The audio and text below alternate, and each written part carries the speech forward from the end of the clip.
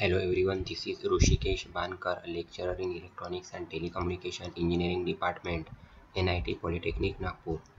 Our today's lecture is lecture number 2, that is full wave and bridge rectifier.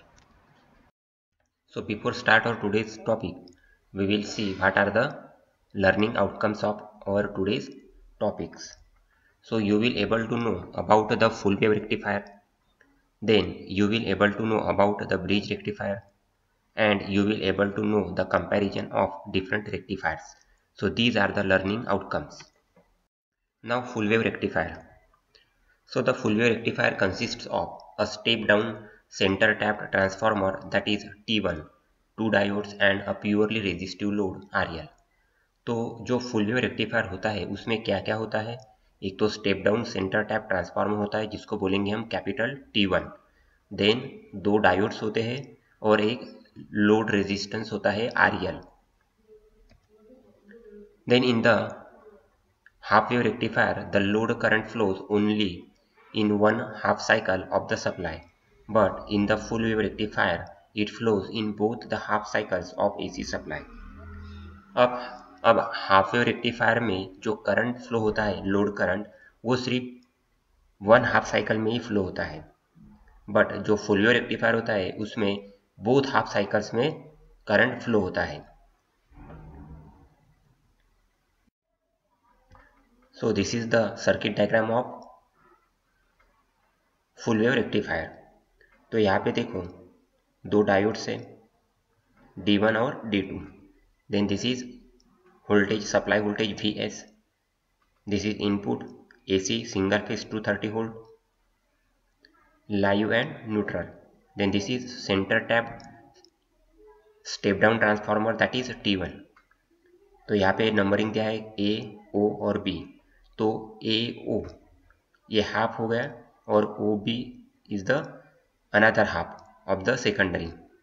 यहाँ पे है D1 diode D1 और यहाँ पे D2, और लोड रेजिस्टेंस हमारा जो है वो है RL आउटपुट में, and this is voltage load voltage VL. This is operation of half wave rectifier in positive half cycle. अब जब पॉजिटिव हाफ साइकिल होंगे हाफ, उसमें उसका ऑपरेशन देखेंगे. तो अभी देखो यहाँ पे हमारा इनपुट है कंप्लीट वन साइकिल, बट हम फॉर पॉजिटिव हाफ साइकिल के लिए देख रहे हैं. तो ये हो गया हमारा पॉजिटिव हाफ साइकिल इसके लिए, इसीलिए ये सेकंड जो हाफ साइकिल है ये डॉटेड में दिखाया है. This is centre type transformer, this is diode D1 diode D2 और लोड रेजिस्टेंस RL. तो देखो अभी यहाँ पे इनपुट दिया हमने, ये पॉजिटिव है, this is anode this is cathode. Anode ये पॉजिटिव है, इनपुट में भी ये पॉजिटिव है, पॉजिटिव पॉजिटिव, इसीलिए D1 ये ऑन रहेगा. वेयर एज D2 में देखो क्या है, ये निगेटिव है, तो निगेटिव एनोड को आ गया. अब ये जो PN जंक्शन डायोड है ये सिर्फ पॉजिटिव फॉरवर्ड बायस में ही काम करता है. ये हो गया हमारा रिवर्स बायस, क्योंकि एनोड पॉजिटिव है बट सप्लाई हम निगेटिव दे रहे हैं, तो ये ओपन सर्किट हो गया, मतलब D2 ये ऑफ हो गया. तो कंडक्ट कौन सा डायोड हो रहा है, सिर्फ D1, इसीलिए D1 इज ऑन. तो देखो करंट फ्लो हो रहा है यहाँ पे IL एंड IL, तो इसका जो आउटपुट रहेगा वो हमारा पॉजिटिव हाफ रहेगा. ठीक है. Then diode D1 is forward bias and D2 is reverse biased. The load current starts flowing from A through D1 load resistance RL back to point O as shown in the figure. अभी हमने figure में देखा कि D1 हमारा on है और D2 हमारा off है, क्योंकि D1 ये फॉरवर्ड बायस है और PN जंक्शन डायोड हमेशा फॉरवर्ड बायस में ही काम करता है, रिवर्स बायस में PN जंक्शन डायोड काम नहीं करता, इसीलिए डायोड D2 जो है वो हमारा ऑफ है. Then the instantaneous load voltage is positive and approximately equal to VAO, जो हमने अभी VL करके वो देखा है लोड रेजिस्टेंस. ठीक है. As load is purely resistive load current IL has same shape as that of load voltage. तो अभी हमने शेप देखा पॉजिटिव हाफ का आउटपुट में, तो वो हो गया है. Then the operation of full wave rectifier in negative half cycle. अब निगेटिव हाफ साइकिल के लिए हम देखेंगे. तो ये हो गया निगेटिव हाफ साइकिल के लिए सर्किट डायग्राम. अब देखो पॉजिटिव हाफ में D1 हमारा ऑन था, अब निगेटिव हाफ में D2 ये हमारा ऑन है और D1 ऑफ है। ये कैसे देखेंगे?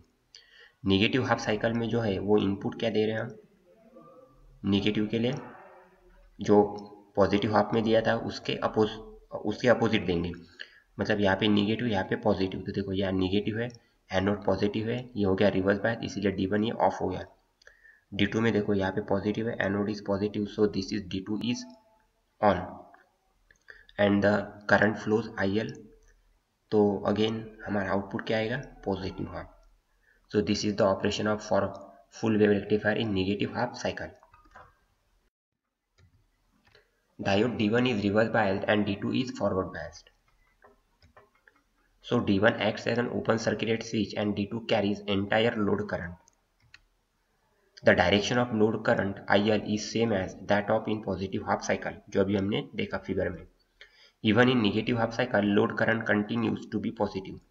Negative half cycle में भी वो जो साइकिल है वो नेगेटिव हाफ साइकिल है, बट जो करंट फ्लो हो रहा है वो पॉजिटिव ही करंट फ्लो हो रहा है, इसीलिए वो फिगर में जो पॉजिटिव हाफ साइकिल के लिए जो आउटपुट आया था वैसे ही नेगेटिव हाफ साइकिल के लिए भी वैसे आउटपुट रहेगा।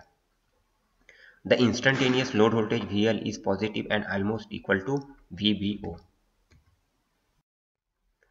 Now some important points about full wave rectifier.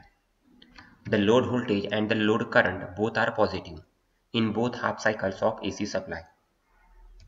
Then the output voltage is available in both half cycles of AC supply.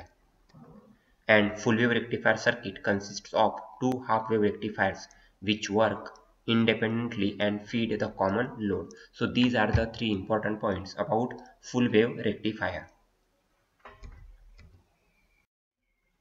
Now the applications of full wave rectifier. अब full wave rectifier की applications देखेंगे। तो पहला है laboratory power supply, जिसमें use होता है। Then high current power supplies, then battery chargers, then power supply for various electronic circuits. तो इन चारों में हमारा फुल वेव रेक्टिफायर यूज होता है। So these are the applications of full wave rectifier. Then full wave bridge rectifier. अब हम full wave bridge rectifier देखेंगे। तो first of all full wave bridge rectifier में 4 डायोड्स यूज होते हैं, D1, D2, D3 और D4, जो यहाँ पे फिगर में दिया है, D1, D2, D3, D4। Then again step down transformer, input single phase 230 volt AC सप्लाई, देन स्टेप डाउन ट्रांसफार्मर और ये ब्रिज रेक्टिफायर। डायोड जो है वो ब्रिज में कनेक्ट किया है। This is load resistance RL और ये आउटपुट हमारा VL।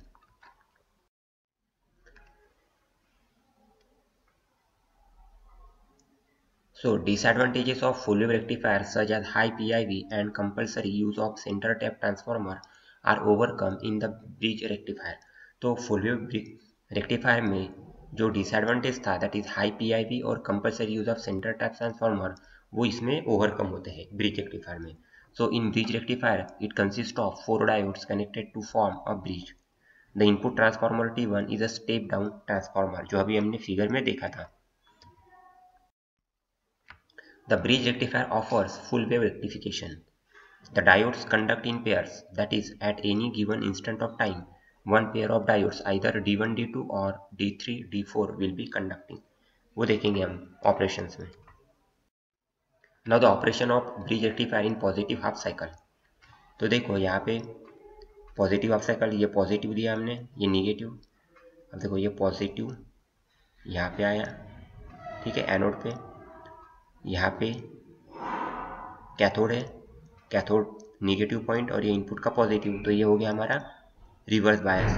तो ये ओपन हो गया, इसलिए ओपन दिया है, मतलब ऑफ है ये diode. Diode D4, diode D1 is on, ठीक है। उसके बाद ये पॉजिटिव यहाँ पे आया, अगेन एनोड पॉजिटिव, सप्लाई भी हमारा पॉजिटिव है, मतलब फॉरवर्ड बायस। तो D2 इज अगेन ऑन और D3 में देखो ये भी ऑफ रहेगा क्योंकि ये ऑफ है, बराबर है। तो हमारा D1 और D2 पेयर में ऑन है और ये हमारा लोड रेजिस्टेंस, तो यहाँ से करंट फ्लो होगा। सो this is the operation in bridge rectifier. So in positive half cycle of AC supply, secondary voltage VAB is positive. Therefore, diodes D1 and D2 are forward biased, whereas D3 and D4 are reverse biased, जो अभी हमने figure में देखा है। The reverse biased diodes D3 and D4 acts as open switches. अब ये reverse bias जो diode है D3 और D4 ये एज अ ओपन सर्किट या ओपन स्विच भी बोलेंगे हम। Then the load current and load voltage both are positive.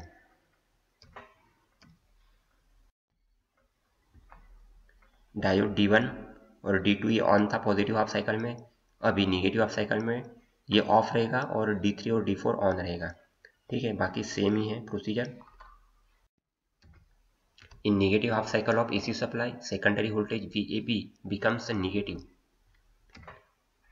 Diodes D3 and D4 are forward biased and start conducting. D1 and D2 are reverse biased, hence do not conduct. Now the performance parameters.